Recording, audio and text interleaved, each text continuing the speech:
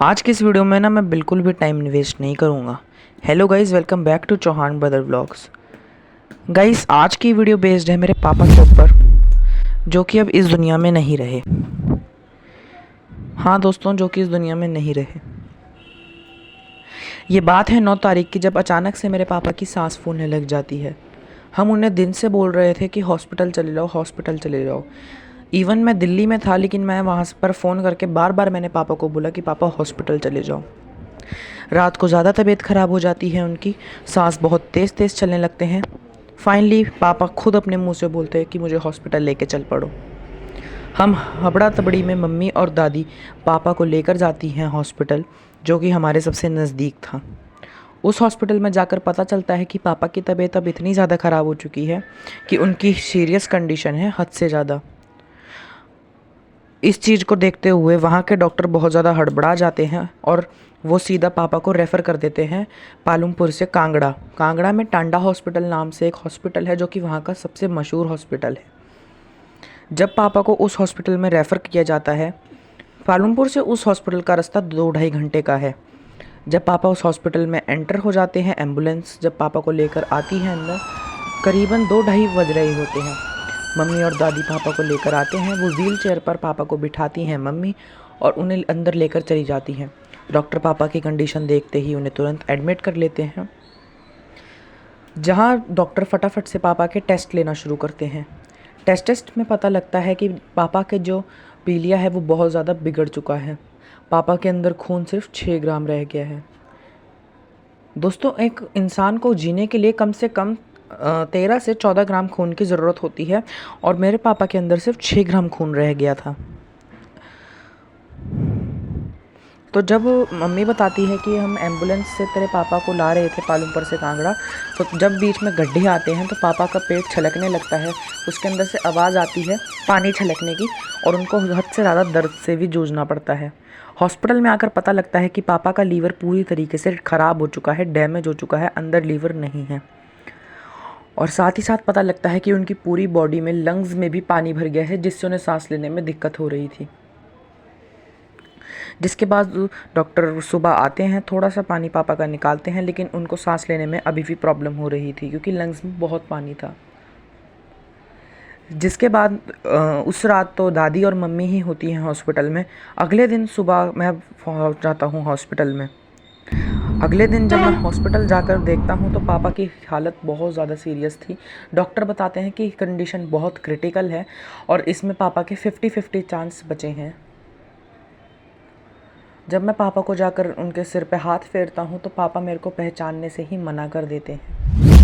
हाँ, पापा मेरे को पहचानने से ही मना कर देते हैं। ये एक बेटे के लिए बहुत बड़ी बात है, लेकिन मैं तब भी वो सब कुछ करता हूँ, वो सब कुछ देखता हूँ अपनी आंखों के सामने, कि जिससे मेरे फादर की कंडीशन ठीक हो जाए। अब दिन आता है 14 जुलाई। ये दिन हमारे लिए इतना अनलकी होने वाला था, मैंने कभी नहीं सोचा था। इस दिन मैं सुबह सोकर जब उठता हूँ तो मैं अंदर जाकर देखता हूँ कि मम्मी और दादी कुछ बात कर रही थी। मैं उनसे पूछता हूँ कि आप क्या कन्वर्सेशन कर रहे हैं, तो वो बोलते हैं कि हम पापा के फूड पाइप डलवा लेंगे, क्योंकि वो कुछ भी नहीं खा रहे थे। मैं भी उनकी इस बात में एग्री हो जाता हूँ और बोलता हूँ कि हाँ ठीक है, हम फूड पाइप डलवा लेते हैं। जिसके बाद हम डॉक्टर्स को बोलते हैं कि हाँ आप फूड पाइप डाल दो। लेकिन दोस्तों, फूड पाइप तो हम डलवा देते हैं, पापा उससे एक गिलास वेज सूप भी पी लेते हैं, साथ में दवाई भी खाते हैं, लेकिन वो उस पाइप को खींच देते हैं। हम डॉक्टरों से जाकर बोलते हैं, हम नर्स से जाकर बोलते हैं, नर्स हंसने लगती है। आप सोच सकते हो कि नर्स इस कंडीशन में हंस रही है। उसके बाद डॉक्टर आते हैं, वो दोबारा फूड पाइप डालते हैं, और जब वो अंदर फूड पाइप डाल देते हैं तो हमें भी थोड़ा रिलैक्स मिलता है कि हाँ ठीक है, अब फूड पाइप डल गया, अब पापा थोड़े रिलैक्स फील करेंगे, उनके अंदर खाना जाएगा, उन्हें न्यूट्रिशन मिलेगा। अब देखो दोस्तों, लीवर जो है वो बिल्कुल ख़राब हो चुका था। गाइस, पीलिए में होते हैं टॉक्सिन्स, और जो टॉक्सिन्स होते हैं उन्हें लीवर ख़त्म करता है, जो कि अंदर से ख़राब था। पीलिए के वो जो टॉक्सिन्स होते हैं उनसे ही पीलिया बढ़ता है, और पीलिए को लीवर जो था वो तो पूरा पीलिए ने ख़राब कर ही दिया था। तो टॉक्सिन्स तो दूर दूर की बात है कि अब टॉक्सिन्स शरीर में कम होंगे, टॉक्सिन्स उल्टा उस शरीर में इतने ज़्यादा हो गए थे कि पापा की ब्रेन तक पे असर पड़ रहा था उन टॉक्सिन से।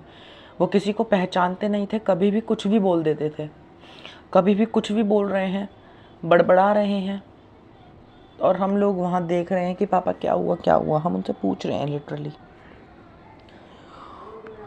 उसके बाद गाइज़ उस रात को, उससे पहले, उस 14 जुलाई से पहले 13 जुलाई की रात को पापा का सांस एकदम से बहुत ज़्यादा फूलने लग जाता है। हमें पापा की चिंता होने लगती है, इसलिए हम डॉक्टर्स को बोलते हैं कि सर आप देखिए क्या हो रहा है। डॉक्टर हड़बड़ी में आती हैं, वो देखती हैं कि इनका ऑक्सीजन लेवल नॉर्मल था। वो कहती है कि मैं 1 घंटे बाद फिर आऊँगी और इनकी ऑक्सीजन लेवल चेक करूँगी। अगर वो कम होती है या ज़्यादा होती है तो मैं इन्हें वेंटिलेटर पे एडमिट कर दूँगी। जिसके बाद हम सुनकर इस बात को शॉक में रह जाते हैं कि पापा को वेंटिलेटर तक की नौबत आ गई थी। डॉक्टर बोलते हैं कि आईसीयू से एक डॉक्टर को बुला के लाइए, वो ये टेस्ट करेंगे और इसकी रिपोर्ट आपको 5 मिनट के अंदर मिल जाएगी। जिसके बाद मैं और मेरी मम्मी जाते हैं आईसीयू में। वहाँ पर जाकर आईसीयू के अंदर हम जब डॉक्टर से मिलने जाते हैं, वो कहते हैं कि ठीक है आप चलिए, मैं 5 मिनट के अंदर आता हूँ। आईसीयू से डॉक्टर आते हैं ड्रेस चेंज कर कर, वो पापा का टेस्ट करते हैं और जो सैंपल होता है वो भेज देते हैं। जिसके बाद पता चलता है कि पापा की सांस अभी नॉर्मल थी। हम लोग भी फिर थोड़ा नॉर्मल कंडीशन में आते हैं क्योंकि हम बहुत ज़्यादा पैनिक हो गए थे। अगला दिन जैसे कि मैंने आपको बताया कि फूड पाइप पापा के डाल दिया था और उसे पापा ने खींच भी दिया था एक बार। उसके बाद दोपहर का समय आता है, तकरीबन 1-2 बज रहे होते हैं। मैं और मेरी मम्मी डॉक्टर से रिक्वेस्ट करते हैं कि आप इनका थोड़ा सा पानी तो निकालिए ताकि इन्हें सांस लेने में आसानी हो। डॉक्टर पूरा एक थैली भरकर पानी निकाल देते हैं सुबह। उसके बाद हम लोग सोचते हैं कि पापा को दिल्ली में ले आते हैं किसी प्राइवेट हॉस्पिटल में।